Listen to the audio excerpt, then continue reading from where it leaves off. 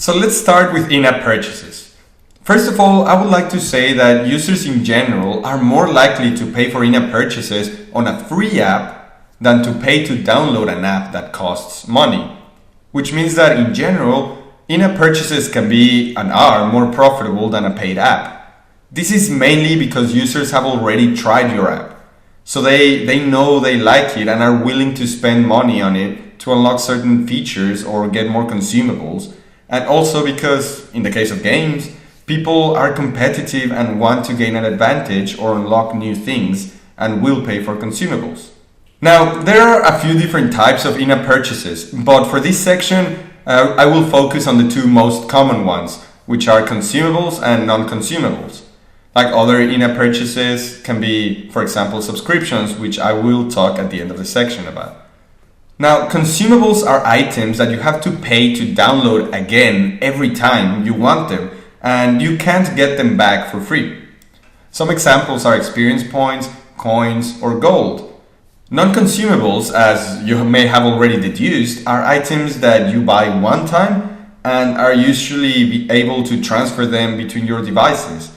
And you can also get them back for free if you delete the app or download it again later. Some examples of these are paying to remove ads or unlocking levels. Let's talk first about consumables, since here is where the big money is. The best way to get consumables to work is by implementing a currency in your game, which can be in the form of coins, dollars, or points. By playing the game, you can earn this currency slowly, but you can also pay to get a lot of it at once. You have to be careful with this though. You want to engage your user first, have them play and enjoy your game before making it too difficult to continue without paying money. As an example, we can look at Clash of Clans. This is a game where you have to build a clan and you can get resources, coins and elixir, which are both consumables, by either waiting, which is very slow, attacking other players, which is slow, or by paying money, which is very fast. In order to grow your clan and become more powerful, you need both of these consumables. The catch is that at first you really don't need a lot of them and you can start growing very quickly simply by waiting. You could level up 2 or 3 times on the same day. But once you start growing, it starts taking longer to level up, until you reach a point where you have to wait months to level up, unless you purchase coins or elixir. Now, by this point, most users are hooked and are willing to pay for these consumables time and time again. And as a result, Clash of Clans makes over $1 million a day. A day! I mean, that's insane. Now, of course, we are not building an app like that because it takes dozens of employees and a lot of investment and planning, but you can use the same idea. Let's take as an example our Ninja running game that we built before, the one that you have to jump over or slide under obstacles, and the longer you survive, the more points you will get.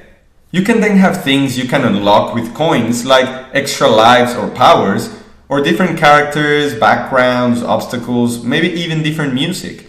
The first few things like extra lives or the invincibility for 5 seconds power up, for example, can be relatively cheap and the user should be able to get them if he or she plays a reasonable amount of time.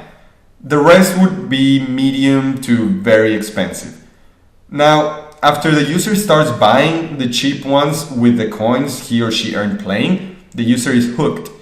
Then you can offer different consumable packages, like for example, 10,000 coins for $1, 50,000 coins for $3, 100,000 coins for $5, and 250,000 coins for $10. So the user may want a medium price item, like for example a different background, that costs, let's say, 30,000 coins, and may be willing to spend $1 plus some game time to get it. After that, once they have made the first purchase, they are a lot more likely to spend more money.